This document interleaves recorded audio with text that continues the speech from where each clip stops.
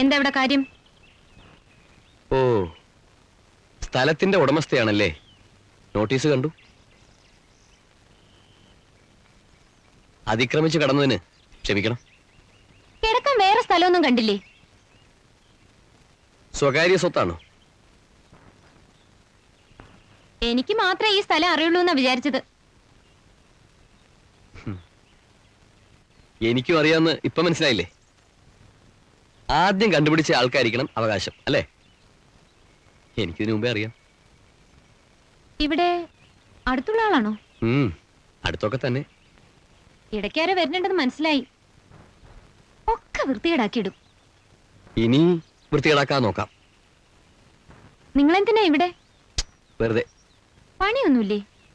ഉണ്ട്. എന്ത് പണി? ഒരു സർവേ. ഓ, മനസ്സിലായി.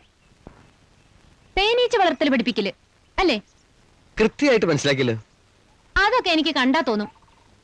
താടിയിൽ തേനീച്ച വളർത്തുന്ന ഒരാളുടെ ഫോട്ടോ കണ്ടില്ലേ പത്രത്തിൽ? ഞാൻ പരീക്ഷിക്കുന്നില്ല തൽക്കാലം. തേനീച്ച വളർത്തല് തൊഴിലോ ഹോബിയോ?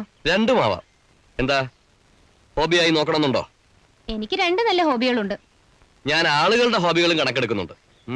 എന്തൊക്കെ? ഗവൺമെന്റിന് കണക്ക് കൊടുക്കണോ? മെയിൻ ഹോബി ഞാൻ ആരോടും പറഞ്ഞിട്ടില്ല. പറഞ്ഞാൽ കേൾക്കട്ടെ. കത്തെഴുതല്. അതും ഹോബിയായി പറയാറുണ്ട്.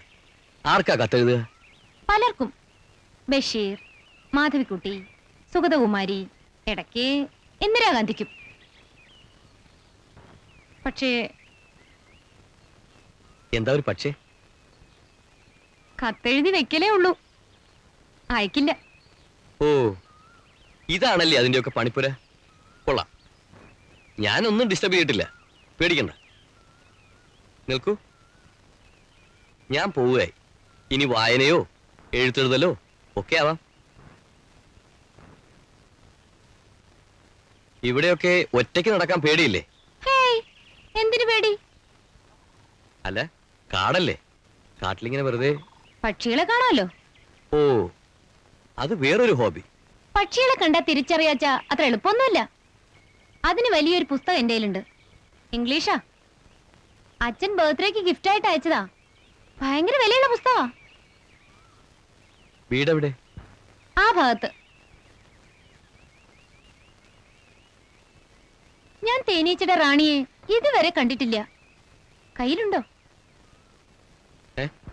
റാണിയെ ഒന്ന് കാണാൻ. ഓ, ഇനി ഒരിക്കൽ കൊണ്ടുവരാം. സന്ധ്യയ്ക്കാണ് ബസ്.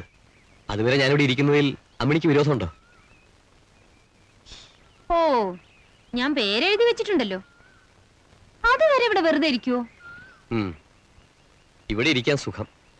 അടുത്തൊന്നും ഒരു ചായപ്പീടി കൂടിയില്ല. അപ്പൊ വല്ലതും കഴിക്കാനോ? വിശപ്പില്ല. വീട്ടില് തേനീച്ചക്കൂട് വെക്കാൻ പറ്റുമോ നോക്കൂ. ഇല്ലെങ്കിലും വന്നാൽ അവിടുന്ന് വല്ലതും കഴിക്കാം. വേണ്ട, വിശപ്പില്ല കുട്ടി. ഈ തേനീച്ച വളർത്തൽ എവിടുന്നാ പഠിക്കുക? അതിനും ചില സ്ഥലങ്ങളുണ്ട്.